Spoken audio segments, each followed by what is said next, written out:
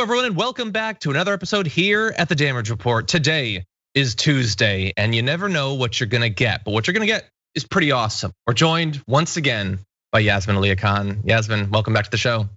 Hi, John. Thank you so much for having me. It's always exciting to be on the Damage Report. Really excited to dive into some of these topics. And we're excited to have you dive in along with us. You're the host of Global Threads podcast. Tell people a little bit about what you do. Podcast and a lot of my work is focused on raising awareness for different issues that are going on around the globe, as opposed to just here in the United States, things that might get some coverage in our news cycles, but really don't go into a whole lot. And that's what my podcast is all about, looking into the context, the history, how we got here, how it does involve the US, if it does at all, and usually it does, and seeing if and what the way forward is from that point. That's awesome, and it's important. America's a really insular country. We're trained to only care about our own history and what's going on here. Most people don't pay attention to international news, and so it's good that you're trying to get them to. Thank you. We try occasionally too on TDR, and it's fun. We cover news occasionally from around the globe and then release it, and nobody watches it, so that's always fun. But we're not gonna stop. We've been doing it for years. We're gonna keep doing it. Give us a couple thousand views, whatever. We're still gonna do it anyway. Yeah, it's just the Iranian election. No need to watch it or anything anyway. But we're very glad to have you here, everyone. Thank you for being here, regardless of what platform you're watching on. Maybe you're on the app, maybe you're on Twitch, maybe YouTube. I don't know, maybe you're on a platform I don't even know about. There's probably a lot of those. Am I live streaming on Instagram? Probably. Am I doing a short? I don't know. But anyway, wherever you are, there's probably some way that you can like it, share it, favorite, bop it, boop it. I don't know. If you could do that, that would be helpful because the algorithm rules all. And along the way, we are gonna be talking for the next roughly 85 minutes or so about voting rights, the filibuster. Kirsten Sinema has a new defense of herself. Is it worth a damn? Yasmin and I will evaluate that. Lindsey Graham spreading nonsense. Trump pissed off about nonsense. So there's gonna be a lot of things that we're gonna be talking about. If you have any thoughts about it, questions, anything like that, you can send in messages and we will respond to those during our little social break. So that should be fun. Oh, by the way, before we launch into our news, and along the way, I'll be giving you some behind the scenes information, programming, stuff like that. The Ohio event that's coming up, the Economic Justice Town Hall that we told you about, it is very much not happening in Cincinnati. It is in Cleveland. Apologies for that if anyone was confused. Thankfully, it says on the graphic Cleveland, which is probably enough for you to know where it is. Not enough for me to get it right. But anyway, that's gonna be Cenk Uygur and Killer Mike. They're gonna be doing this along with Senator Nina Turner, talking about living wage, Medicare for all, a number of different issues. So that is coming up. Go to tyt.com/events to get accurate information about it. Keep watching this show to get sporadically inaccurate information about it. And with that, Yasmin, are you ready to jump into some news? Always. Okay, let's do it. Senate Democrats have put forward their voting rights bill, and hey, it's not so bad. It would, by the way, it's already passed the House. If it were to be passed, it would set up public financing of federal elections, establish minimum standards for early and absentee polling times, same-day registration, put nonpartisan panels in charge of redrawing congressional districts, thus effectively getting rid of gerrymandering. It also sets ethics requirements for the president and vice president, changes the composition of the Federal Elections Commission, which is the federal agency that oversees campaign spending. There'd be more disclosure on dark money. There would be a national voting holiday, and all of that is great, but it's probably not gonna happen because it's the Senate. Senate Majority Leader Chuck Schumer needs support from 60 senators to bring the bill up for discussion, which is just really fast. We're gonna come back to this graphic in 1 second. That's just the way it's said now. It's not, this is something that's overwhelmingly supported by the American people, but the Republicans are filibustering it. It's just, you need 60 votes, I guess. Anyway, he isn't gonna get that, because right now, even with the VP, they would just narrowly break ties. It's not even clear at this point if Chuck Schumer could get all of the Democrats to support this bill, because as of right now, Joe Manchin doesn't support it without revisions, which we've been talking about on the show, we might return to. So as of right now, it is definitely going to be filibustered, whether they identify it as that or not. And even if it weren't, it's not clear that it would pass. So Yasmin, we finally got this in response to all of what's going on in all these states around the country to stop voting. And it's not looking like much is gonna happen, at least immediately. Whenever I think of filibusters, I always think of that episode of Parks and Rec with Patton Oswalt, and he did like he improvised the whole thing actually, and it was like this whole Star Wars filibuster that he did, and it is that ridiculous. I mean, the other common example that comes to mind is Ted Cruz reading Green Eggs and Ham, my own senator. You all know how much I love him. I'm sure you all love him just as much as I do, but the filibuster itself, I think what's is important to understand about this particular issue with Sinema and Manchin and what's going on in the Senate, and the idea that you need a 60 majority as opposed to just like 51, right? Which would still technically be a majority, is that I think it creates kind of a false perspective amongst the American people that this is an issue that the American people are also divided on, and that's not the case, right?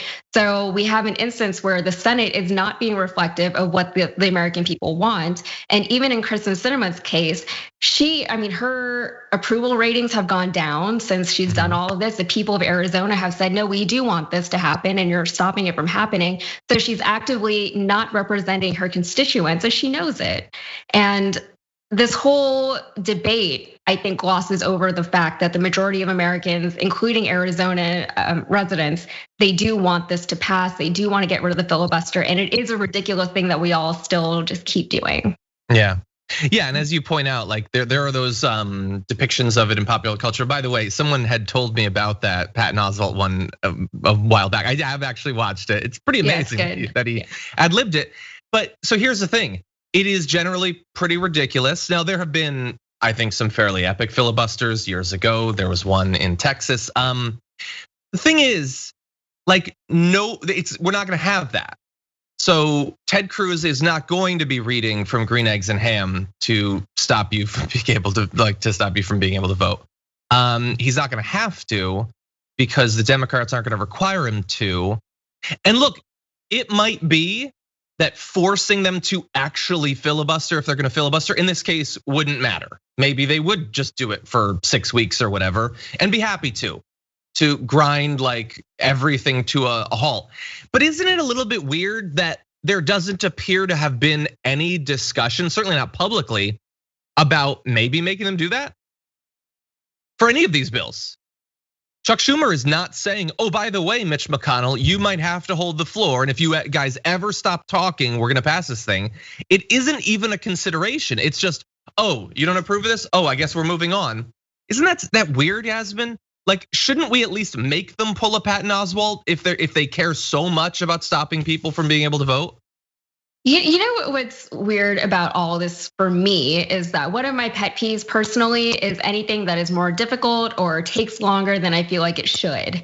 Or more difficult than it should be. And that's what all this is. But you're right, like there does have to be some kind of accountability. If you're gonna, work by these rules, then work with the rules, work within the parameters that you have. And even that we're not really seeing a whole lot of. It seems like once they filibuster or once they decide to kill a bill, however they do it, that's it. That's the last you ever hear of it. So if the Senate doesn't pass this bill, what's gonna happen to it? I'm not optimistic that it will come back around for reconsideration or that it will even be renegotiated. And if it does, how long until that happens? And then in the meantime, you have a lot of these red states, including Texas, which is where I am, who are actively passing these very restrictive voting bills while all this is happening. So we're losing time. Yeah, well, certainly. I mean, if Manchin's got his compromise or whatever, which has some absolute garbage in it, but also has a lot of good stuff. How long is that gonna take? And by the way, they're not gonna get enough Republicans on board for that either. And so again, this is just a conversation about the filibuster. And so can they get enough Democrats to change on that? That's what we will turn to now. There is an increasing amount of public pressure on some of the holdouts on reforming the filibuster to change their position in response to the fact that the Republicans are just gonna filibuster literally everything. Now, the way that reform would work, it depends. Some people are pushing for complete elimination of the filibuster. Some are saying, hey, make them actually filibuster. Some are saying 60 votes as the thing that's needed to invoke cloture that's not some sort of concrete thing that was handed down by God. It's been higher before, it could be lower in the future. So these are things that are happening. And right now there are dozens of different liberal groups that are preparing a last ditch effort to pressure senators and keep the issue alive through television ads, phone banks, and rallies nationwide over the 4th of July holiday. some are lining up to target Democratic lawmakers like Dianne Feinstein. So Feinstein has previously opposed changing Senate rules to eliminate the 60 vote threshold, but has also signaled that she might consider it over voting rights. That said, how much faith do you have that she's even gonna remember that that's a thing that she said? Because we've been through this before this year, where she has signaled interest in some reforms and then later said she's never said that, and said nobody's talked about reform. Like, it's literally not even a thing that's been going on. So I hope that she is just lying outrageously to us, because the alternatives are not as good. That said, some of the bigger holdouts who haven't even really indicated any interest, like Joe Manchin had said maybe making it a talking filibuster, but then he backtracked even on that. They're gonna require a little bit more effort, and there are ad campaigns targeting them. However, as of right now, senators like Kyrsten Sinema are holding strong to their utter hypocrisy. And so Kyrsten Sinema put out this op-ed, and we wanna give you a little bit of her defense of the filibuster. She says, everyday Arizonans are focused on questions that matter most in their daily lives. Is my job secure? Can I expand my business? Can we afford college? What about healthcare? When can I retire? Is my community safe? Meanwhile, much of Washington's focus is on a Senate rule requiring 60 votes to advance most legislation. Now I'm gonna let you in just 1 sec, Yasmin, but really fast, I just need to respond to that. So first of all, you voted down raising the minimum wage. Meh, we're not gonna forget that. Oh, is that what they're really worried about? Well, then it seems like you effed them over. Okay, because that wasn't the filibuster, that was just you stopping them from getting more wages. And by the way, they're worried about the things that really matter in their daily lives, not the filibuster. The filibuster is just the thing that the Republicans are gonna use to stop progress on literally every one of the things that she just listed. So can we afford college? Oh, I don't know, maybe the Democrats could pass some sort of bill to make it more affordable. Oh, that would just be filibustered? Oh, okay. What about healthcare? Hey, maybe we can make healthcare better. We can lower the age for Medicare, or maybe do something to make prescriptions a little bit more affordable. Oh, that would just be filibustered? Oh, okay, what else do they care about? Retirement, their community safety, is their job security. These are all things that would be filibustered, but she's going to, that's just the beginning of her op-ed. She is 100% gaslighting on the actual stakes in this conversation. This is not some arcane debate about political philosophy. This is about whether the Senate will ever function literally at all. And she's not interested in it doing that. Now, we're gonna have more of what she said, but Yasmin, what do you think so far about Kyrsten Sinema? I like that you use the G word, gaslighting, because that's exactly what this reminded me of, especially with Feinstein. And I feel like this country, for the last 4 years when we had Trump as our president, we've been dealing with that kind of gaslighting abuse for so long, and all of us are kind of shell-shocked from it, So whenever you have somebody like Feinstein saying one thing and they're just like, oh, I don't know, she'll probably just take it away, the next time she opens her mouth, that's a real concern for a lot of people. And on the other hand, you have Sinema, who's saying, here's what my constituents actually care about. But then she also said that I listen to business owners and I do whatever they want me to do. So she, admitted what we all suspected, that she is selling out basically. But on top of that, yeah, of course people are talking about those issues and they're not talking about filibustering, because you're the one in Congress, you're the one who understands these processes, and you're the one who's supposed to be making them more efficient and shedding light on these things. Of course the Americans are talking about their wages and not filibustering. That's your job. And it's, people like you, John, it's your job to raise that awareness for people so that we can have more insight, I guess, into the inner workings of Washington. And I think that that's one of the biggest problems, is that a lot of people don't really understand the way the government functions on a day-to-day basis. And we're all just trying to figure it out. And we have things like the filibuster that go back in our history, not just in our history, but in other nations and other empires and things like that too. And none of this is new. Filibustering does not foster bipartisanship. It never has, right? Even if the intention is or ever was that, functionally that hasn't been what happens. So yeah. It's trash. I agree, and she's gonna cite a few ways that she think it would lead to bipartisanship, and we'll respond and demonstrate the point that Yasmin is making right there. So overall, she says, and I think this is pretty revealing, it's no secret that I oppose eliminating the Senate 60 vote threshold. I held the same view during 3 terms in the US House and said the same after I was elected to the Senate in 2018.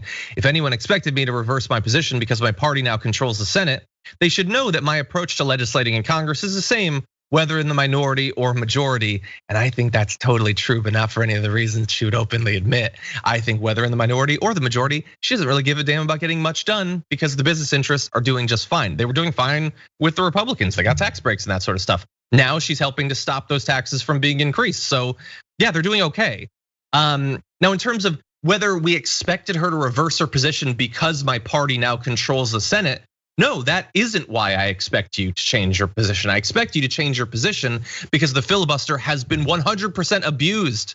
And it is nothing like the historic use of it, which was messed up in a million of its own ways. But now the expected filibuster on literally every piece of legislation, the existence of the filibuster, by the way, not leading to bipartisanship. You cannot get Republicans on board with these bills, making a mockery of your philosophical defense of it. The fact that as long as it's here, we have a reason to compromise. No, we clearly don't, because you're not compromising. It's just nonsense. Now, she goes on to say, to give some of those examples, to those who want to eliminate the legislative filibuster to pass the For the People Act, voting rights legislation I support and have co-sponsored, support in only the most shallow way since she's ensuring that it will never pass. I would ask, would it be good for our country if we did? Only to see that legislation rescinded a few years from now and replaced by a nationwide voter ID law or restrictions on voting by mail in federal elections over the objections of the minority. They're already doing all of those things, perhaps not nationwide. After all, they're not in control of the federal government, but they're doing that in tons of states. That's why the For the People Act is so necessary. She's saying, why get a bill and then lose it? And then we'll pass it and then we'll lose it. So instead, we'll just let them do everything they want and we will lay down like possums, like we're Ted Cruz himself. We're just gonna let them do it and we'll never fight back, not even temporarily. There won't be any ups and downs. It's just straight down for the rest of American history. How is that an argument for the filibuster at this point? But the reason that she can say stuff like that is that she shares something very special in common with Joe Manchin, which is she's doing fine and she's not worried about what's happening. She's gonna be fine either way. She's wealthy, she's got a secure position, she's gonna be protected by the Democratic Party. So why worry? Why change anything? But for us, we can't just look rosily at the elimination of voting rights in more and more states, because that actually hurts us in some way, even if it doesn't affect her negatively. Sorry, Yasmin, thoughts?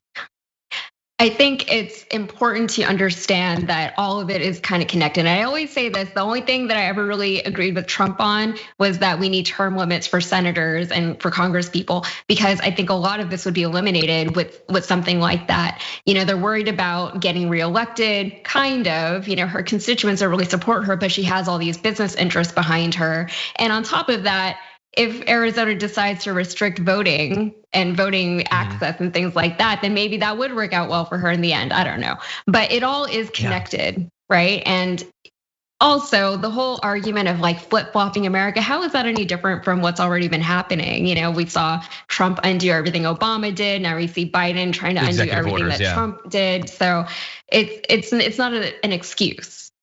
Yeah, it certainly shouldn't be. She closes, and I'll have one more point. She says, instability, partisanship, and tribalism continue to infect our politics, which she can identify, but doesn't actually recognize or care about the consequences of that. The solution, however, is not to continue weakening our democracy's guardrails. If we eliminate the Senate's 60 vote threshold, we will lose much more than we gain. That is not what is going to weaken our democracy's guardrails. They are being shredded right now, and she is just sitting and watching it happen and talking about philosophy and stuff like that. You can read her full thing, it's available on a bunch of websites. The big point that she makes is, sure, right now it might be nice to not have the filibuster, but at some point we'll wish that we did. We'll be back in the minority, and won't you wish then that we had the filibuster? I would say, first of all, as a counter to that, you are guaranteeing that that situation is going to happen because you are acting like a loser, you're governing like a loser, so you're gonna lose, and we're gonna lose the Senate. So that's gonna happen. The other point is she cites specific examples. So if they try to mess with Medicare or Medicaid or Social Security, if they try to pass some sort of bill that harms aid to women or to children, won't you wish that you had the filibuster? And that is absolute nonsensical misinformation and BS. Because every one of the examples she gives are things that the Republicans can 100% eliminate through budget reconciliation. They are not things that the filibuster will actually be able to protect against. I got news for you. Nothing the Republicans seriously want to do can be stopped with the filibuster. In theory, there's some culture war stuff they could maybe do, but they don't actually seem to really care about that when they're in office. They talk about it a ton, but they don't actually try to do those things. What they do is stuff messing with the economy, tax cuts, stuff like that, stuff that the filibuster can't protect against because they'll just do it via reconciliation. And judges, they want to get hard right judges, and the filibuster can't protect against that either. Again, I will say this a million times. This is not an even playing field. This is asymmetric warfare. The Republicans have like 3 things they want to do. Every time they get in power, they do them, and the filibuster will never protect you against them. The Democrats, in theory, get elected to do far more things, and the filibuster will always stop them from doing those things. That is a guarantee. That is politics with this status quo for the rest of your life, at least as long as people like Kirsten Sinema are in charge. Anyway, any closing thoughts, Yasmin, on this about the filibuster? Do you think that a voting bill is going to pass? Any, like the compromise, the Manchin compromise, anything? At this point, I have no idea whether or not it will pass. The Manchin compromise, maybe, I think he thinks that he can work something out. Maybe it's ego, I don't know. But at the end of the day, I'm just tired of dealing with people's own issues as a national issue. If Joe Manchin has a huge ego, or if Kirsten Sinema is a sellout, why is that my problem? Why just like deal with your own stuff so I don't have to, so the rest of this country doesn't have to. That's how I feel about that. That would be nice. No, and Yasmin's totally right. He says he's gonna be able to get a deal. He said that on the January 6th commission. There's gonna be 10 good Republicans. Where are they? I don't see 10 good Republicans. I don't see any of them. So I'm sure that'll work out. But anyway, I will turn the question I threw to Yasmin to you. We have a poll up right now, tyt.com/polls/voting-rights-bill. The Democrats for the People Act, strengthening voting rights, is expected to come up for a vote this afternoon. Republicans are planning to block it. Despite this, there's gonna be pressure. Will they eventually succeed? And we are giving you the lowest bar ever. Will any voting rights bill pass in the Senate? Yes or no? You can go to tyt.com/polls to participate in that, and we will give you the results a little bit later on. Okay, we are gonna take a short break, see what's going on out there in the audience, and then we'll be back with a lot more news for you. Okay, everybody, let's jump into some more topics. One big part of the For the People Act would be to fundamentally change gerrymandering, effectively rendering it impossible to do stereotypical traditional partisan gerrymandering. That, I think, is a good thing. Is that just common sense? It's a good thing to not have one party choosing its own seats rather than having the people choose their representatives. That said, if you're an elected politician and it's benefited you and your party in the past, kind of scary to get rid of gerrymandering. So why not just lie about it? And we have some of that. Lindsey Graham, technically still a senator, had this to say. There's a provision in the For the People Act that would take away from states the ability to draw congressional lines and give it to an independent commission created in Washington. That means that when people move to South Carolina, Florida, and Texas, and we get new congressmen and women because people are moving and the population shifts, that Republican state houses can't draw those lines, but some Democratic appointed commission. That would be the end of redistricting as we know it. So he is right in that last sentence. It would be the end of redistricting as we know it. But Yasmin, would you be shocked to find out that everything else he said was absolute hogwash? But anyway, we'll get to the fact check in a little bit. What do you think about, like, fundamentally things like reforming gerrymandering, reforming campaign finance, stuff like that seems like it's always going to receive a great deal of pushback from the people who have risen to power with the system the way it is. Of course, yeah. I mean, why wouldn't they? What incentive would they have to reform these things? And this kind of goes back to my earlier point that I was making, that it creates this false narrative that the people are split 50-50, and they're not, right? In Texas, we're seeing a lot of that right now. I'm sure you guys, you guys have covered this on your show, right? About all the voting violations that are happening in Texas, and a lot of it is as a result of what happened back in November 2020, and during that election, things with the mail-in voting was attacked and things like that. And in Texas right now, we're seeing an influx of people coming from California. The jury is still out on what kind of Californians are coming. We have an idea, but we'll see. But a lot of at least speaking for Texas, a lot of the idea of what Texans are is misconstrued in the media, at least from my own personal experience of living in this state for 20 years, because there's this idea that, Texas is on the verge of flipping blue and we're actually a purple state and all these things. But you would never know that if you looked at the districts and if you looked at the maps. My own district is very heavily gerrymandered, and it's a problem because my vote really doesn't count for much in a federal election. And it needs to stop, but the people who are benefiting from it are the ones who can stop it, and why would they? So this has been a problem for a long time in a lot of states, some worse than others, and it hasn't gone away, and there's a reason for that. You're right. And look, and by the way, Texas is a great example of how gerrymandering can, like generally we talk about it as benefiting Republicans and Republicans being the one to do it. Now, of course, there have been cases where Democratic state legislatures have gerrymandered to their own benefit. That's certainly true. And in some cases, even when it's Republicans, it benefits certain Democrats. So like there are districts in Texas that are overwhelmingly Democratic. And that benefits those Democrats because they're never gonna lose as long as they can get past the primary. But it's not that heavily Democratic because it makes sense geographically. The Republicans of the state legislature have put as many Democrats into one place as possible rather than having Democrats potentially competing in and winning multiple districts. So those Democrats theoretically might be opposed to it too. So it's always gonna be difficult.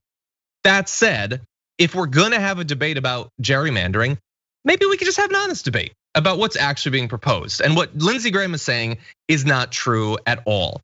Daniel Dale of CNN did a fact check. He says the bill would, well, actually he's quoting experts who've analyzed the law, to be fair, but Daniel Dale seems largely trustworthy in his fact checks. The bill would require congressional redistricting by independent commission, but independent commissions to be established under state law by the states themselves, not created in Washington. The commissions would not be Democratic appointed, but instead members would be selected through a nonpartisan process with membership composed of equal numbers of Democrats, Republicans, and independents. The bill would ban partisan gerrymandering, the practice of drawing district boundaries in order to benefit a particular party. The bill would also require much more transparency in the redistricting process than many states currently provide. And the bill would take boundary drawing power out of the hands of state politicians and give it to independent commissions made up of state residents. In response to that fact check, Graham's office did not respond to CNN's requests for comment. So no, it is not a federal commission that chooses it. The federal law just says your states need to establish nonpartisan bodies. And by the way, some states which already have that would be allowed to just continue with those same commissions. They wouldn't have to set up new ones. And it's not to say that there couldn't be things that go wrong, but it is like shockingly trying to be fair. Like in states, you get 5 Democrats, 5 Republicans, and 5 nonpartisan people. Now, I personally say, what the hell is a nonpartisan adult? What adult doesn't have preferences? But they're really seeming like they're gonna try. And it's not like this is new. Multiple states have already been doing it. And state residents get appointed to look at the proposed districts. If they don't like them, they can vote them down, and then the courts will get involved to help adjudicate the districts. There are so many different layers of trying to make this fair. And worst case scenario, one party might end up having more influence than we want over the process, which I will remind you is the situation right now. So I don't know, like I don't think that Graham particularly cares about the accuracy of his comments, but I do think that if people knew what this process actually was, Yasmin, I think that they would largely like it, especially in response to the complete and utter baked in unfairness of the system as it is. My biggest grievance was your point that you had made earlier about how the nonpartisan adults. First of all, who are these people? I've never met them. I've never met a nonpartisan adult who actually still cared about politics at all, right? If you care about anything, you tend to have an opinion that favors one way or the other. Not always, but usually. It kind of reminds me of like the jury selection process, how they try to get an idea of who you are as a human and what your views are before, by asking you a few simple ideas or questions and see how you answer.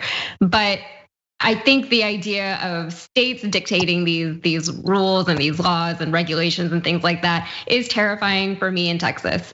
And I think enough said there, because our entire state legislation is very, very red, very Republican, and like Trump Republican, not whatever moderate Republicans even are these days. So that is terrifying for me. At the end of the day, something needs to get done. I don't know when it will happen or if it will even happen, but it is a fight that needs to keep happening, that needs to be fought. I want to give a shout out to my best friend from like 20 years ago, because she was the one who actually introduced me to gerrymandering a long time ago. This was in like junior high. She was reading the paper, the Houston Chronicle, and she's going on about gerrymandering, and nobody knew what she was talking about. And then, here we are today. So shout out to Sarah. Thank you, Sarah. You're doing the Lord's work. Anyway, okay. There are more details. Look it up. It's a pretty interesting system. But anyway, we're gonna move on to our next topic, which is insane. It's utter nonsense. But hey, it's America, so that's what we got. Let's do this. Back in March of 2019, Donald Trump was doing something that he swears he never does, would never do. He was watching Saturday Night Live. And apparently he's so committed to watching SNL despite his claims not to. He was watching reruns. It wasn't even a new one. It wasn't even like, hey, like a new, like, ooh, Scarlett Johansson's back on for an upcoming movie. I gotta see that. He was watching a rerun and they made fun of him because it is a satirical show that does political satire. And in response, he tweeted, "It's truly incredible that shows like Saturday Night Live, not funny, no talent, can spend all their time knocking the same person, me, over and over without so much of a mention of the other side, like an advertisement without consequences.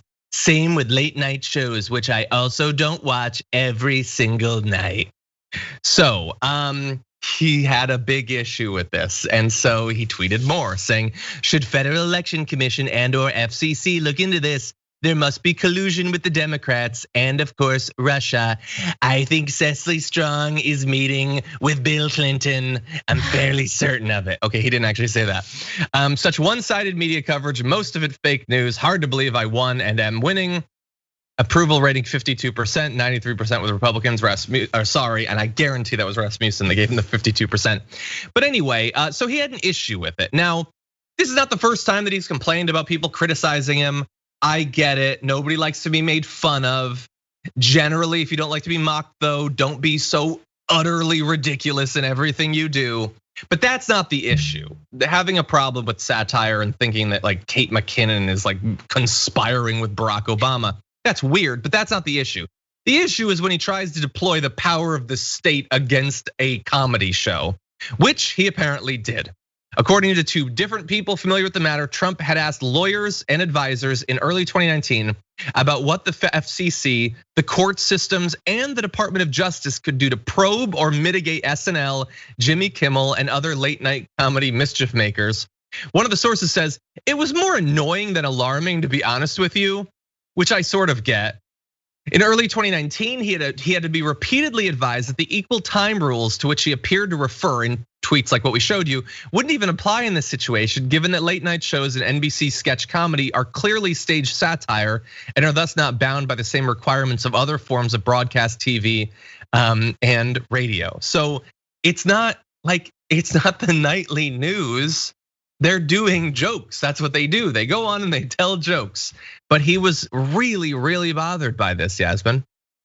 Well, of course he was. It would be very anti-Donald Trump if he was not bothered by it. And this really is the epitome of somebody who is just used to getting what he wants all the time, and his own knowledge gaps are not even a concern for him, whether or not he's actually aware of the knowledge gaps that he has. So something that's so obvious to people like you and me, and I would imagine a lot of Americans, that SNL doesn't count. It's not free advertisement for Obama or Joe Biden or Bernie Sanders or whoever. I mean, he was a host on that show. They gave him all that airtime. Yeah, they came under a lot of flack for that too. Yeah, why did any of that have to happen? But then it's just ridiculous, and it's a waste of everybody's time. It's a waste of money usually, because a lot of times there's money involved in these things. And just because, again, somebody's ego was hurt, we got to spend all this money, we got to waste all this time, we got to waste all this energy on it. And it really is just a really simple solution. And instead, now we got to talk about it. Yeah. Now it's a thing that threatens our country sometimes, not in this. Well, and thankfully, case.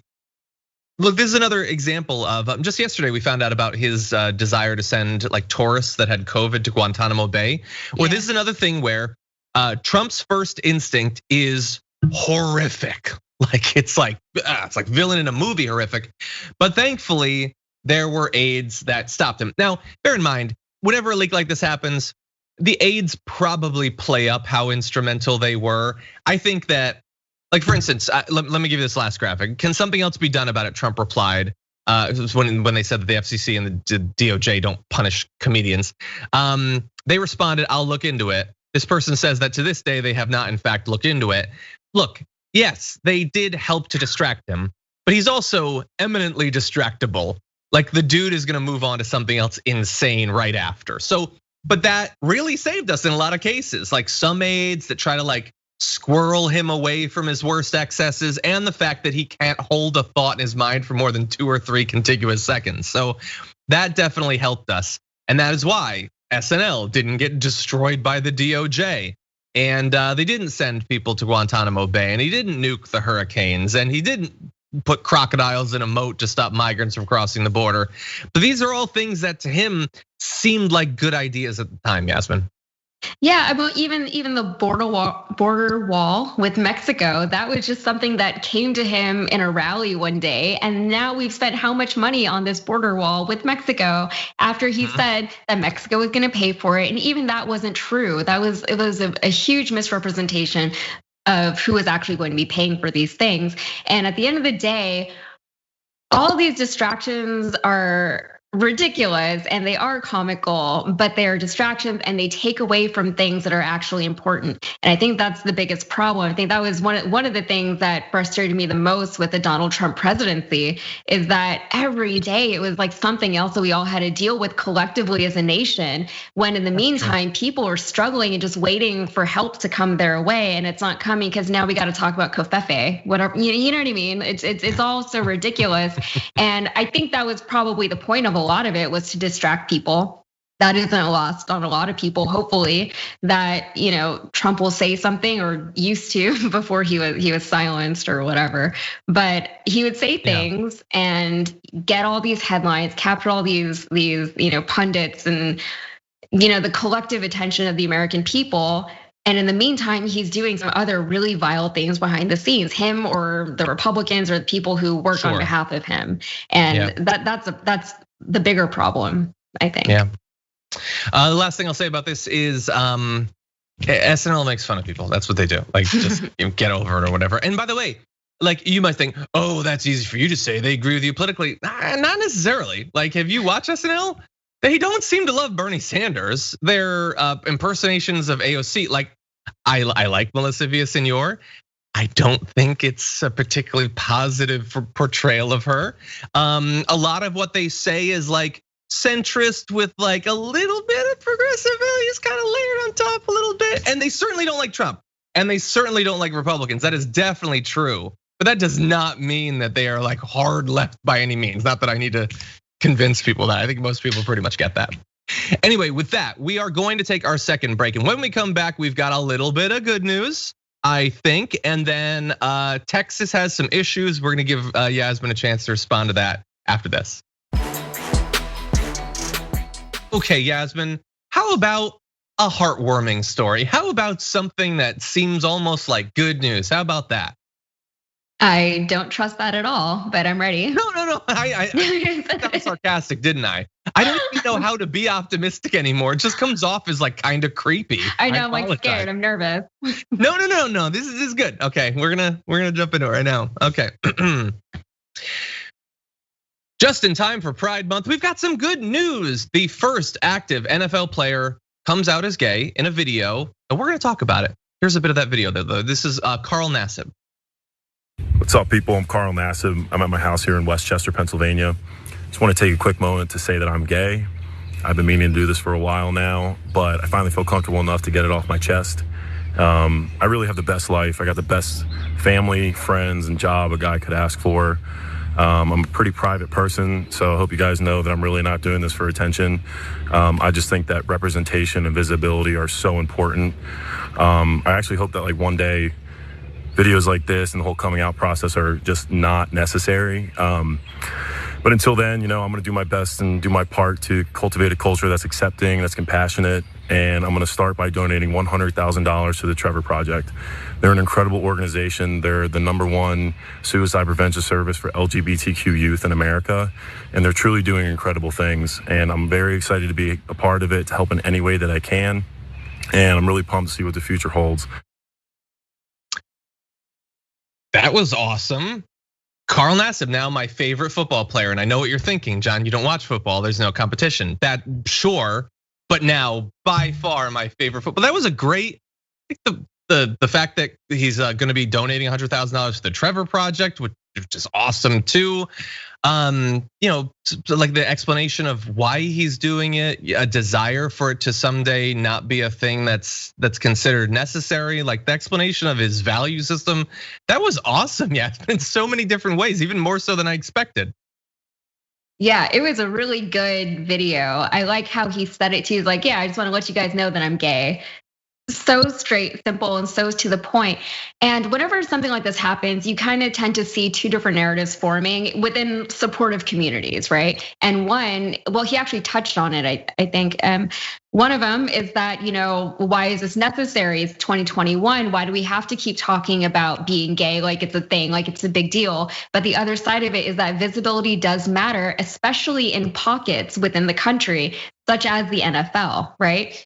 So I was reading some comments on like Instagram the other day, and somebody was saying something like, come on, it's 2021. How are you not vegan yet, right?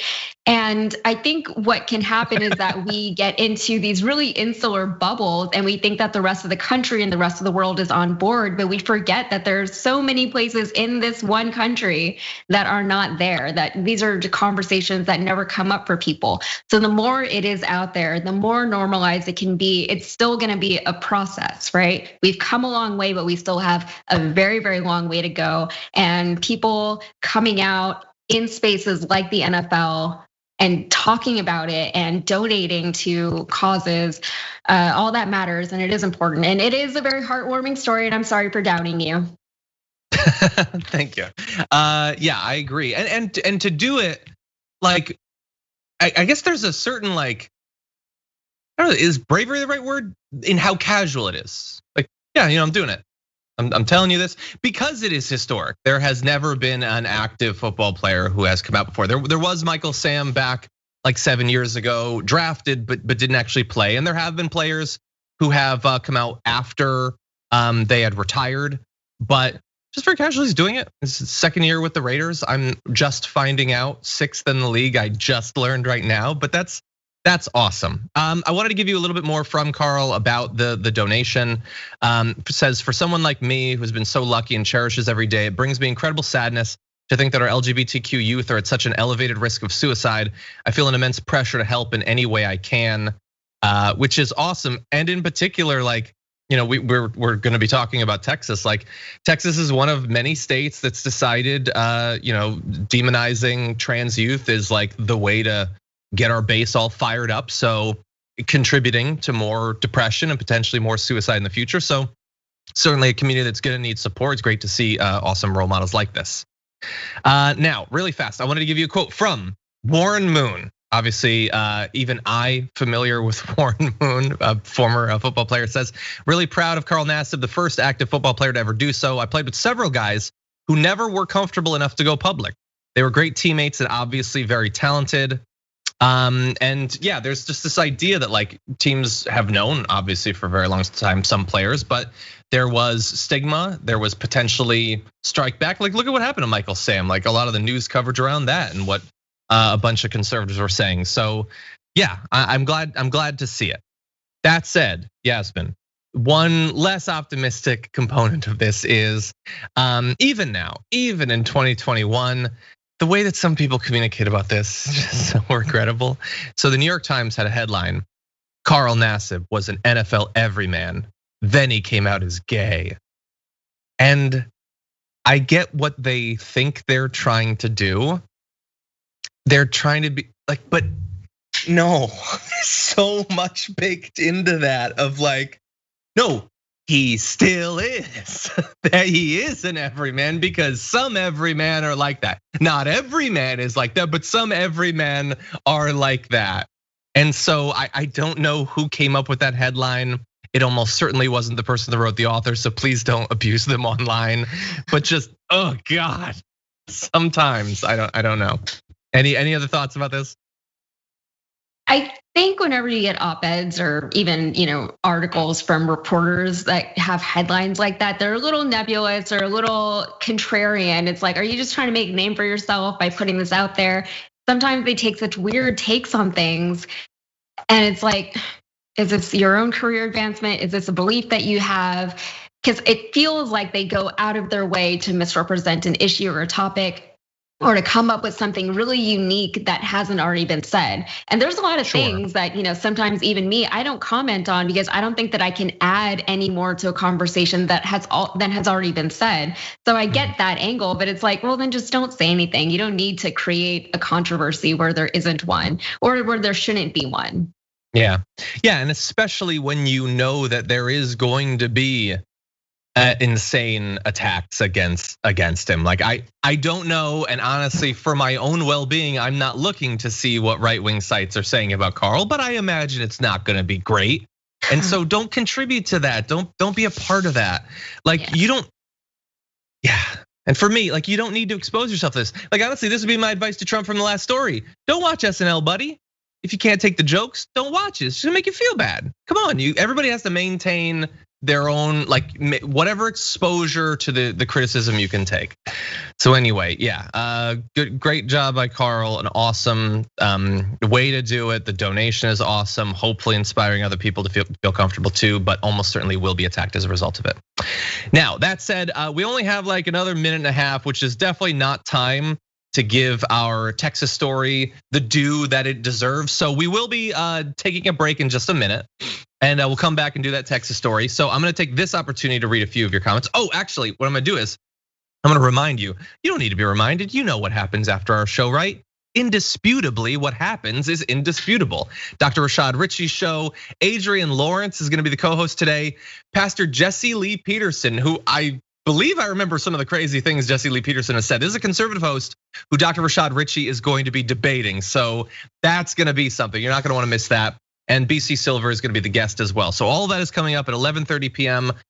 Pacific time, 11:30 Pacific time, 2:30 p.m. Eastern time. Yeah, sorry. So that's coming up at Indisputable TYT on YouTube. So definitely check that out. As well, I want to give you another reminder. In Ohio, the Economic Justice Town Hall, everyone should go to tyt.com/events, and you can sign up for news updates about that event, which is going to feature Cenk Uygur, Killer Mike, and Nina Turner. That's coming up in Cleveland, June 26th. But there are going to be other events as well. Now that the world is reopening, nature is healing. So go to tyt.com/events. You can sign up for notifications about events that might be coming to an area near you. Now, really fast, the few seconds I have. Quaker Lady in the super chat said, ever since Senator John Kyle blatantly excused his PP lies as not intended to be factual, I never trust any poll. Yes, we shouldn't have before that, but hey, we all learn. And there's unfortunately not time. So to our linear audience, thank you for watching. For those of you on the members app, Twitch and YouTube, thank you so much. We've got a lot more coming up after this break. See you in a few. Welcome back, everyone, to the last third of the Damage Report with me, John Arola. If you're just joining, Yasmin Aaliyah Khan joins us. Yasmin, it is always great to have you here. Always happy to be here. And where you are is Texas, which we're going to turn to right now. Oh, yeah.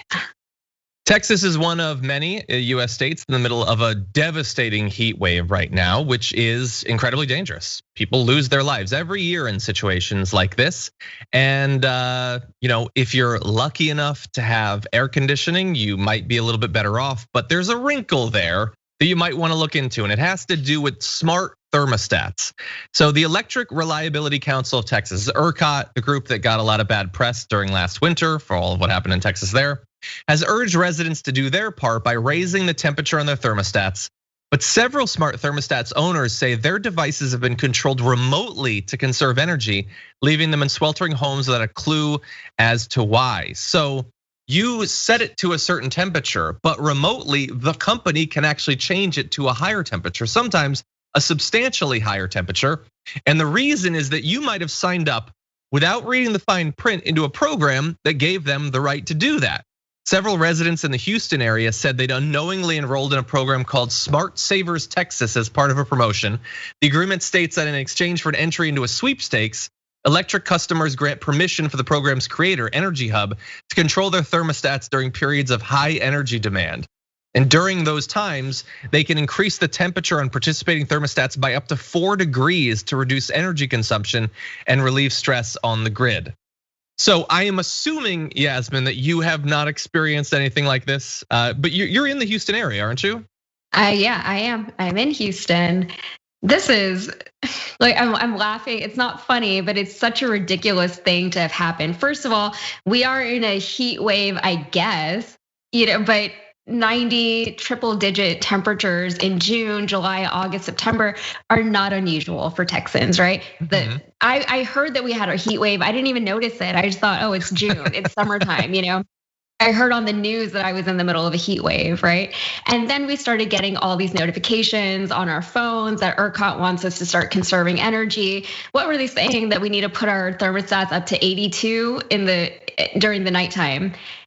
I don't know a single Texan who was on board with that. I don't know a single person who complied with any of that. And the thing is, we shouldn't have to, because consumer usage of the Texas power grid is not even its biggest sector, right? We're a smaller proportion of the total energy usage, right? If you need to cut the energy, cut it in all those empty office buildings that nobody's using anymore. Like, there's so many different options besides asking people in a heat wave to cut down to 82. Who can sleep in 82? Honestly, nobody. I'm always cold, and that's way too hot for me.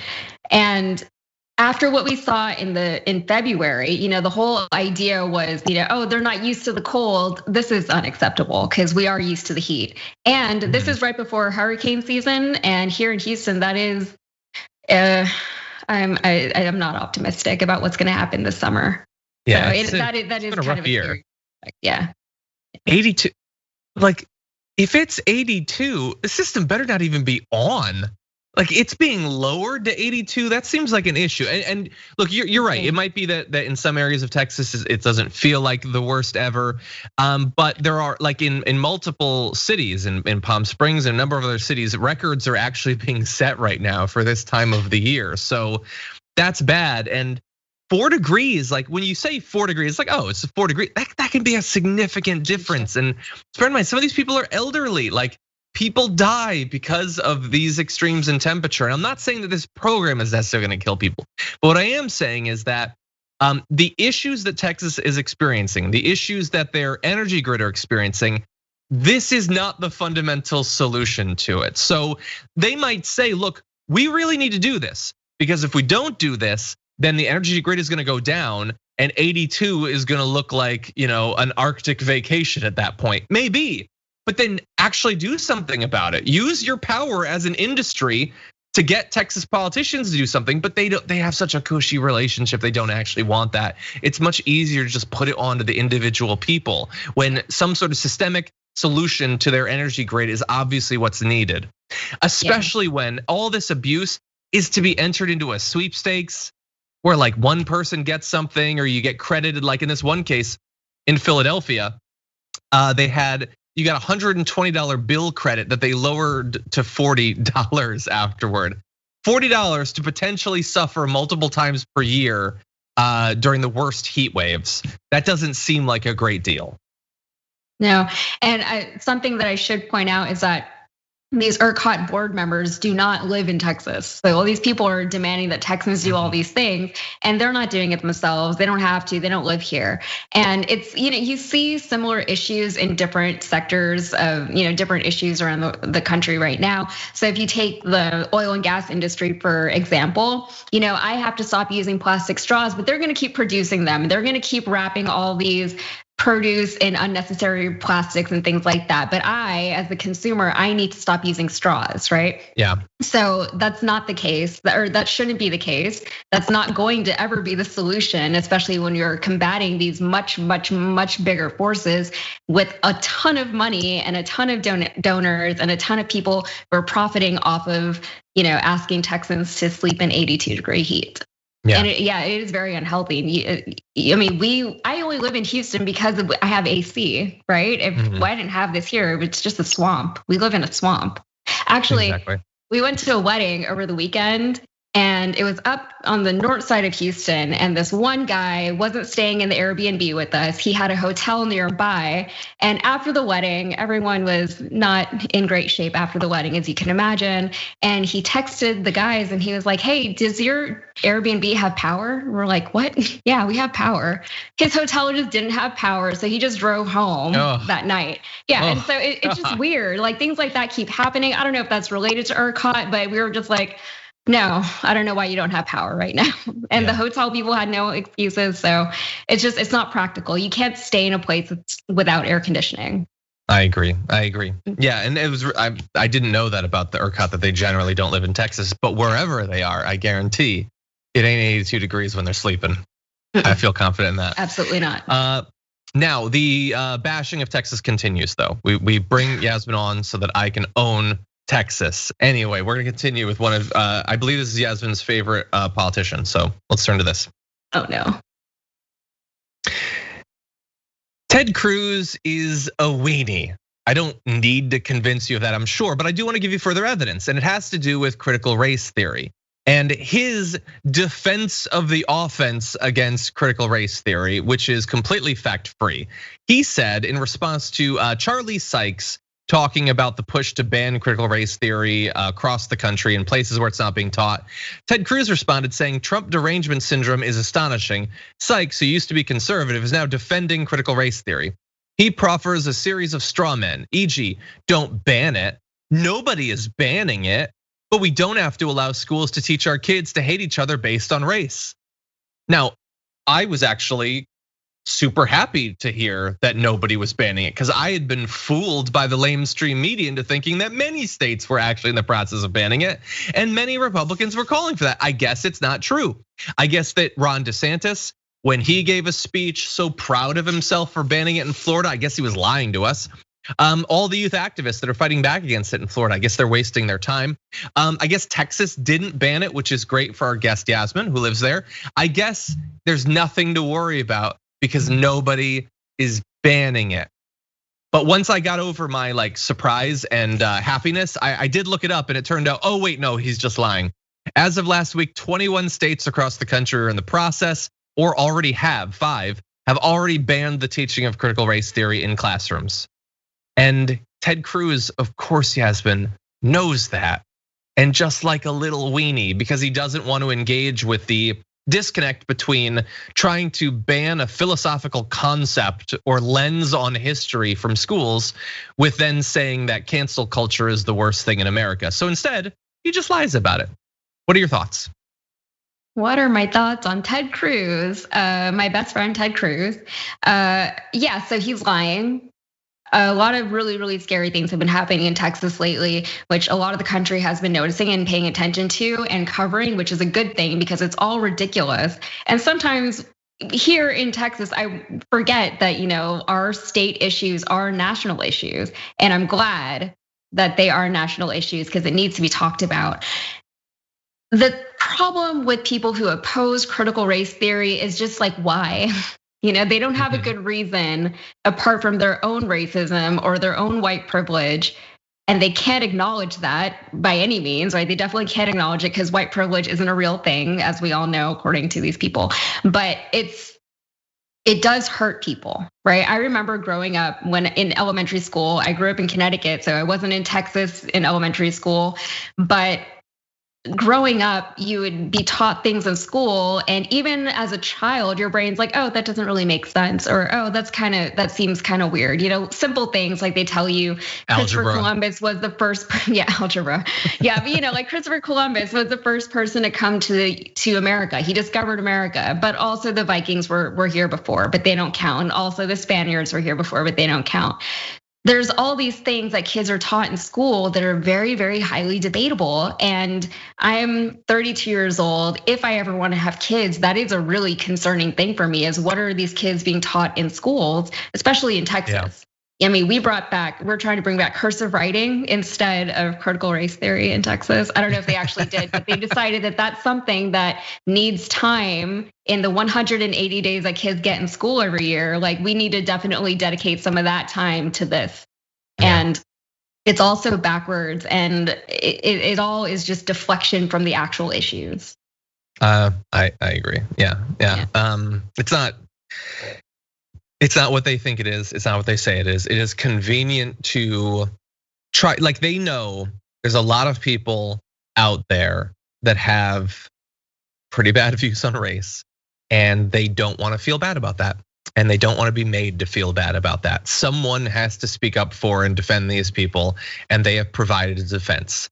Anything that makes you think a thought that hurts a little bit in your brain, that's critical race theory. And it can be rejected. You don't need to engage in it. And I don't mean that like you don't have to willingly engage in it. You will not have to engage in it because we're going to ban it. Regardless of whatever possum face losers like Ted Cruz have to say about it, it's a ban when you ban something. I know that that's complicated. I wanted to make sure, rigorous research. I looked it up. The definition of ban is to prohibit, forbid, or bar, which they have done. And what I love is the dictionary example of banning is a dictator getting rid of things critical of his regime. Isn't that funny? But anyway, yes, when you make it so that kids can't learn something and that teachers could potentially suffer legal consequences for teaching it, that is very much banning, and you can expect a lot more of it. I'm not gonna read this whole Trump thing, but Trump literally called for a ban in those words of taxpayer dollars going to any school system that teaches critical race theory. And he encourages people to pass those in states around the country, and eventually encourages the Republicans to do it at the national level. Not using euphemisms, he literally says to ban it. So that is what is going on. Now, that said, I want to see how much more damage I can do to Yasmin's brain and mental state. So I'm gonna make her listen to this next video in just a second. Republicans recently have been trying to thrust critical race theory, or their weird version of it, into literally everything. Sometimes in a way that's not quite artful. Like, it still takes a little bit of thought to try to make everything about critical race theory. So I want you to listen to this. It's Fox and Friends, which is like one of the most watched news shows in the entire country. This is Ainsley Earhart trying to talk about immigration with critical race theory and gas taxes and everything else. I assume because her teleprompter broke, but here is what she had to say.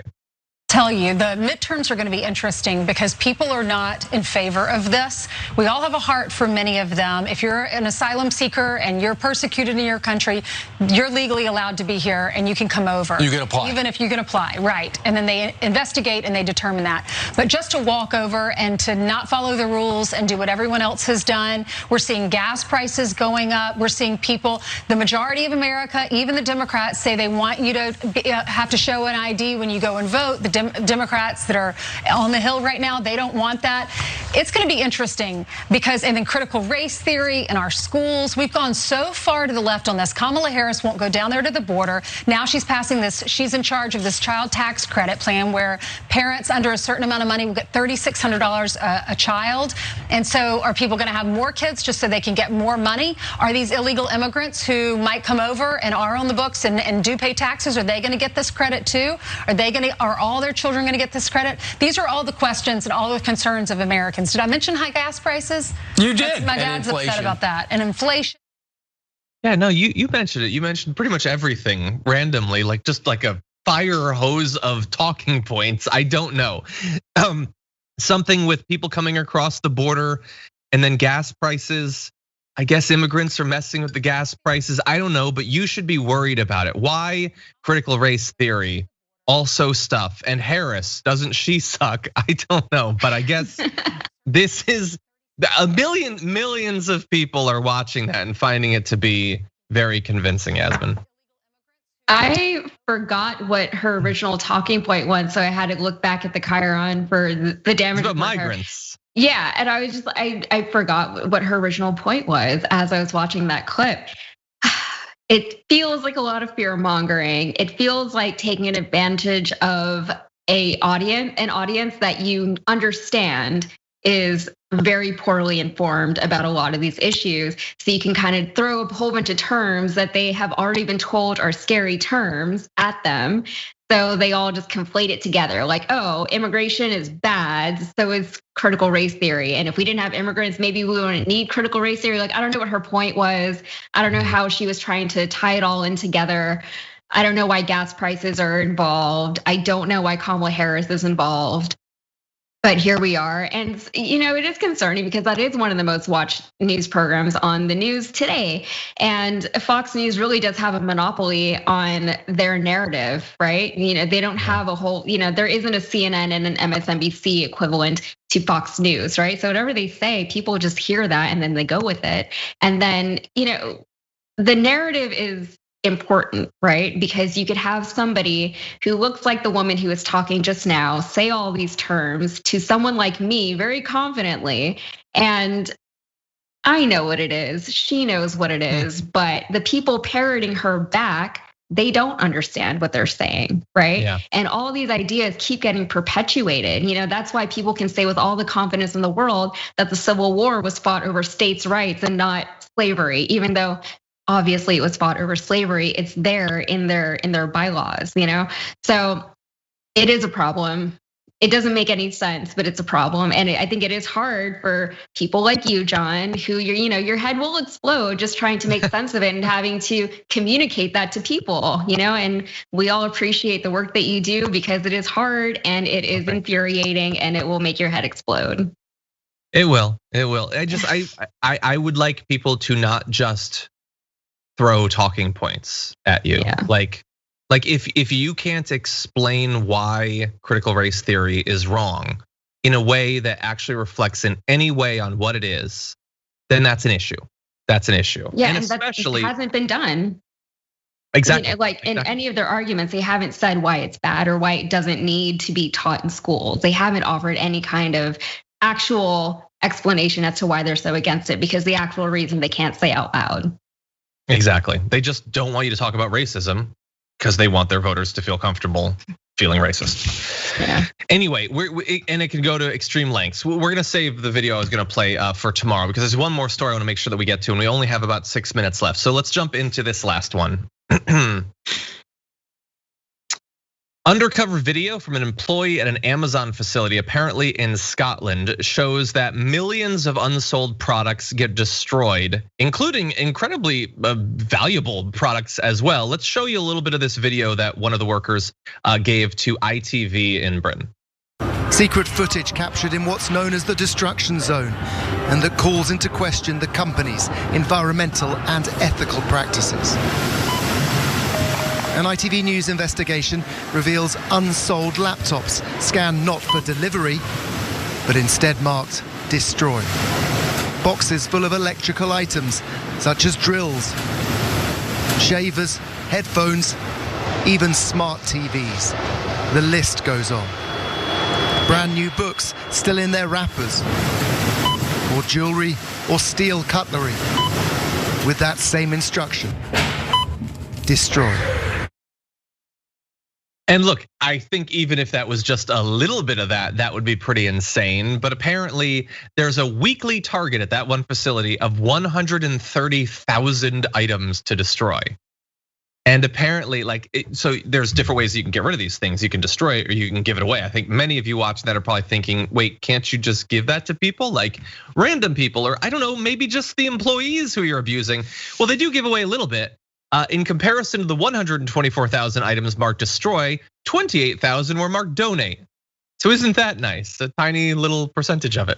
And it's some stuff, it's like cheap jewelry or whatever, but it's MacBooks and it's fans and iPads and TVs, and this whole thing just seems insane, Yasmin. I don't understand what system could produce the need for this much destruction and waste. It's like the ERCOT thing that we were talking about earlier, how, I'm being expected to recycle and conserve as much as possible, but you have people like Amazon, well, I guess not people, but you have companies like Amazon who are just being so wasteful and they're seeing no consequences of it. And there's a reason why Jeff Bezos is going to space and there's a petition to leave him there, because he's doing so much harm to this country, so much harm that so many people around the entire globe are trying to combat. But how can you possibly compete with it? It's so wasteful. Any kind of waste kind of hurts my heart. I don't like it. I don't know if that's because I was the way I was raised or whatever the case is, but any kind of waste is waste. It doesn't need to happen and it's so pointless. And I am curious as to what determines whether something is destroyed or donated. Like what is the criteria there? And why is one so much more than the other and not the other way around? I don't know. I am hoping that if enough people talk about this story, that maybe they will shed a little bit of light on that. Preferably, maybe change the situation a little bit. But it's pretty bad. Like 6 million products at that facility. A previous report in France found 3 million products being destroyed. That's France and Scotland. I will just assume that nothing like this happens in the United States. But if it does, that could be really bad. And so this is just one of a number of different issues that thankfully employees at Amazon have made people aware of. This is a massive corporation. There are some benefits to that, but there are clearly a lot of negatives, both in terms of the ethical implications of wrecking TVs and stuff rather than giving them away, but also the environmental stuff. 6 million products for one facility, that's a lot of waste that's being produced. Maybe there could be practices that would make it not actually have to happen at all. But anyway, maybe at some point we'll learn more. Thank you to all the reporters that are talking with employees and getting us this information. Unfortunately, we are down to almost no time, and I want to make sure that we thank Yasmin, great job. Great to have you on as always. And I want to let people know where they can see more of your work. You can find me on Instagram. That's the easiest way to find me. My Instagram handle is YazK with 5 Z's in the middle. So YAZZZZZK. I know I always do that funny. People always make fun of the order that I do that in. But yeah, 5 Z's, YAZZZZZK. Awesome. Well, and then thank Twitter you so much. YazzyK. Yeah.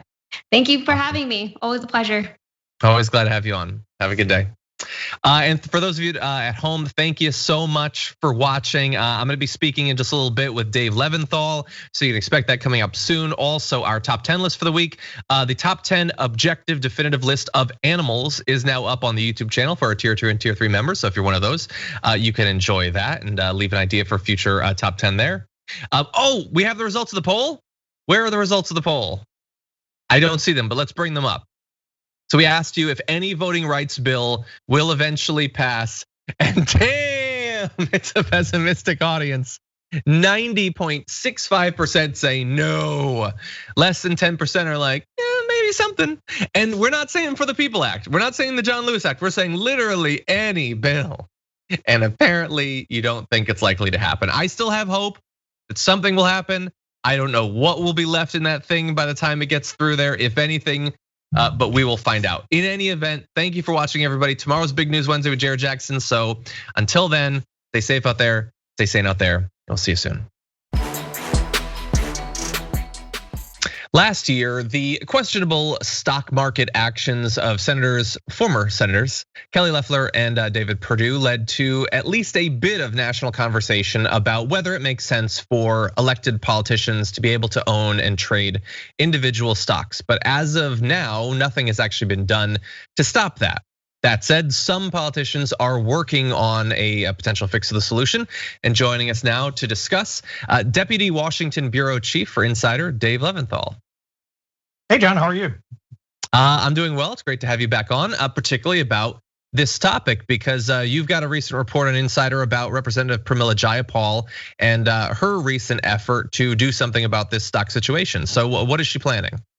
Well, she, along with Senator Elizabeth Warren, both have proposed dueling pieces of legislation that would effectively say no more. If you're a member of the House, if you're a member of the Senate, and you want to buy and sell individual stocks, individual stock shares, you would be prohibited from doing so going forward. So this has been something that has been tried many times over the past many years, most notably about a decade ago when the Stock Act, a bill that touched on stocks but ultimately was watered down to a great degree, tried to prohibit it, failed. And there have been individual bills that Elizabeth Warren has put forward to try to do the same thing, also have failed. What's different this time around, of course, is that the Democrats control both the House and the Senate.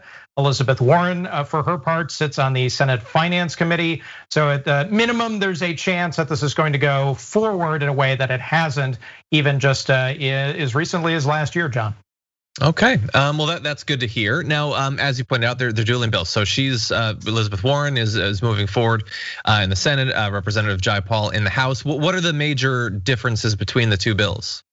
Well, they haven't been introduced yet, so we don't have the actual text, but you can pretty much rest assured that they're going to be almost identical, if not flat out identical, and that they would be on parallel tracks, almost in a similar way to what we're discussing right now with HR 1 and Senate Bill 1, the big overarching omnibus ethics and voting rights and campaign money bills that are being debated in the Senate in earnest right now and has been passed in the House. So look for it to also go kind of on that parallel track in a way that might not be quite as high profile as what we're dealing with HR 1 and Senate Bill 1, but something too that has really kind of created its own heat, in part because of the members of Congress that you mentioned who've run into trouble with stocks, and also some recent examples. Democrat Tom Malinowski, for example, we've done a lot of reporting on him about how he failed for 2 years, for example, to report any of his stock trades, which is actually in violation, or would appear to be in violation of that Stock Act that, although watered down, still mandates that members of Congress must publicly disclose any stock trades that they make, even if they still can go ahead and do them. Yeah, you were referencing to the trouble last year with Loeffler and Perdue and a few others as well. They didn't get any legal trouble or ethics trouble, like formal ethics trouble. Ethically, whether it's a problem is a different consideration. But I'm curious, coming out of that, do we know anything about what regular voters think about this? Like, my perception is that it seems to have hurt those two in their reelection bids. But do we have any actual data about whether voters want this practice to be banned? Anecdotally, I can tell you, I've talked to a lot of voters, both Democrats and Republicans, who say, wait, this is legal? This can happen? You have to explain, yes, in fact, this is legal, and they wonder why. And then you go through all the legal aspects of it and legislation that has not been passed that would have addressed this.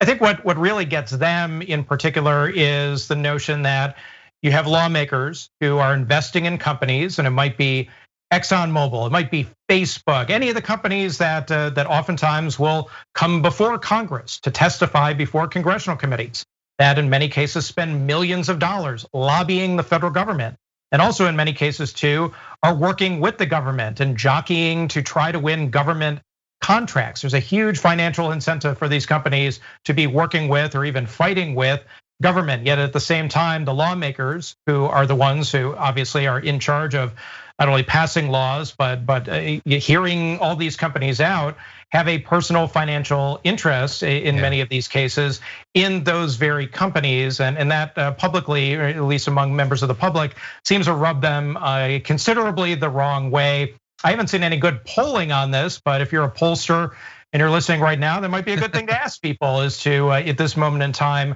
whether the needle has moved in favor of doing away with the ability for lawmakers to buy and sell individual stocks. I would love to see that. I'm also curious what other politicians think. You know, in your piece about this, that Representative Ro Khanna spoke out in favor of the bill. I know that Representative Alexandria Ocasio-Cortez last year did multiple times. Yep. Have you had any indication, whether you can name them or not, about whether other politicians are in favor of this or not? I mean, it is obviously going to limit their ability to monetize their influence. So I would suspect some might have a problem with it, but what does it look like so far? Sure. Well, on one end, I've talked to some lawmakers. Sometimes they don't want to attach their names to this, but who will make the case to say, look, we don't want to limit, even though we're public officials, limit what we can do in our personal lives. Yes, we are representing the body politic. Yes, we are representing our districts or people in our state, but at the same time too, we should have the right to invest our money as we see fit. But yes, you have on the other side the argument with some lawmakers saying it should be banned.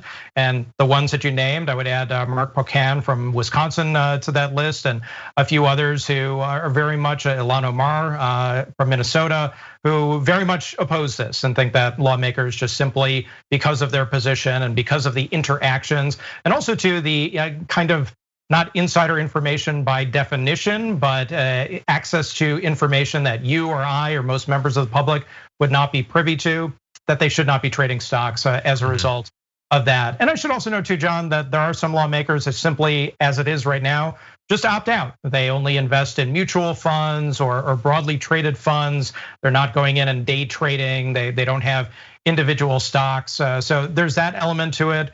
And finally, back to the other side, there are a couple of representatives who said, look, I want to trade individual stocks or have the right to do so, but I've either put my money in a blind trust.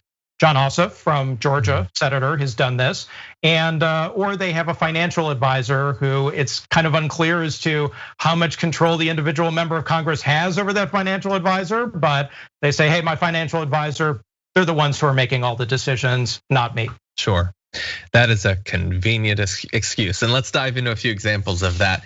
I'm speaking with the Deputy Washington Bureau Chief for Insider, Dave Leventhal, and we've been talking about some of your reporting on stock trading by representatives. And I know that in your recent work, you've been looking into a number of, in some cases, tens of millions of dollars of trades being made. It seems like much of this, if some of the bills to limit individual stock ownership wouldn't be possible, but I want to focus on one in particular. And that is that you have found what would seem to be a bit of a financial to ideological inconsistency with Representative Marjorie Greene's recent trades. I don't want to put words in your mouth, but what have you found in your investigation of her financial activity? Well, we looked into some recent stock trades that she has made, and she has made some trades that would absolutely seem to conflict, at least at their face, with her public philosophical leanings when it comes to politics. So for example, she recently last month invested up to $15,000 in Walmart. Well, what's notable about that? Walmart embraced the Black Lives Matter movement. Marjorie Taylor Greene has called the Black Lives Matter movement tantamount to terrorism. So the fact that she's investing in a company that has publicly said that they are absolutely 100% behind Black Lives Matter, believe in social justice and equity, is a curious thing to say the least. Also too, she's invested in NextEra Energy, again, spending up to about $15,000. Members only put these prices in broad ranges by law. And NextEra Energy is notable too because of the big power companies out there operating in the United States. They've been sort of at the vanguard, the forefront of trying to switch from dirty energy to clean energy and get down that road as fast as possible. Marjorie Taylor Greene has been a major climate change skeptic and has been very public about a number of different things involving global warming and climate change. So just two examples, and I would add a third, is that she invested in a bunch of tech stocks previously and then sold them back in January at a time when she was casting great dispersion against Facebook and Twitter and various other big tech social media companies that she felt were squelching the voices and censoring the voices of conservatives such as herself. Exactly, possibly making quite a bit of money off of that squelching. You say that we don't know exactly how much was sold. That's not how it works, but potentially up to a couple of $100,000 of Facebook, Google, Apple, and Amazon. All companies that not just she, but many conservatives have taken to attacking recently. So that would seem to be inconsistent, making money off of these companies in the areas of their apparent support for terrorism or their acknowledgement of climate change, them being tech ones. I don't know if she's like investing in documentaries about critical race theory or something. I'm not sure what else is needed to complete the circle, but what does she say about all of this? Well, I emailed her office. She emailed me back, and we talked about this a moment ago. And she gave some might call it an excuse. Others would say this is perfectly fair and legitimate. But what she said just straight up was that she has a financial advisor, and her financial advisor, not her personally, made these trades. I asked some other questions about the nature of her relationship with the financial advisor, whether she has any control over individual stocks that are off limits to trade for the financial advisor.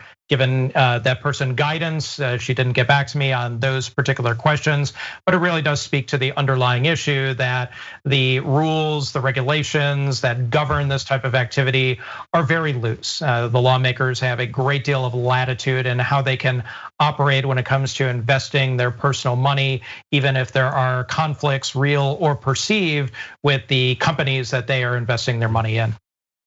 And for people who may not have a financial advisor, like having a that doesn't necessarily, I mean, that could mean many different things. But that doesn't preclude that she could be giving orders to purchase or sell individual stocks. Just having a financial advisor doesn't stop that, correct? No, not at all. And so if you have a financial advisor, it could be a very nice fig leaf, for example, to say, oh, well, my financial advisor is doing all this stuff, all these trades. I have a very arm's length relationship.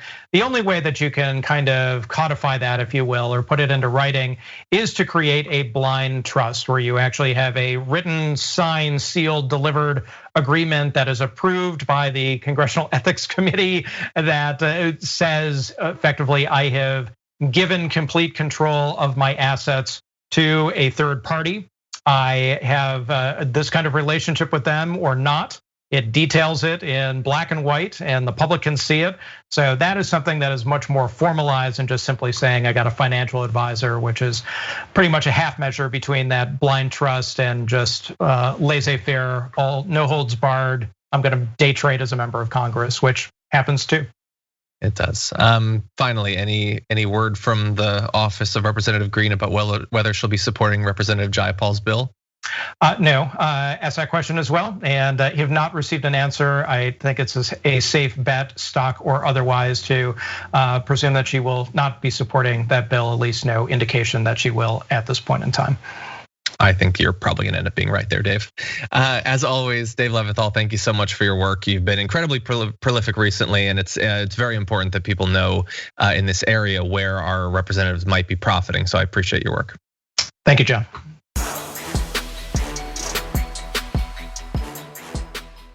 Thanks for listening to the full episode of The Damage Report. Support our work, listen ad-free, access members-only bonus content, and more by subscribing to Apple Podcasts at apple.co/TYT. I'm your host, John Adarola. I'll see you soon.